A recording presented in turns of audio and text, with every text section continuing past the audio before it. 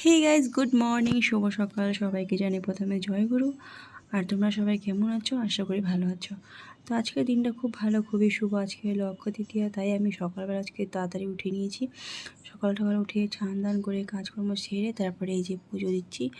তো মাও পুজো দিয়েছে, মা পুজো দেওয়া হয়ে গেছে, এখন আমি পুজো দিচ্ছি। তো এই যে দেখতে পাচ্ছ, এখানে বাবা ভোলেনাথে আর গণেশ ঠাকুরের পুজো দিচ্ছি। তাই আশা করি তোমাদের ভিডিওটা ভালো লাগবে। যদি ভালো লেগে থাকে তো অবশ্যই একটু লাইক কমেন্ট শেয়ার করে দিও।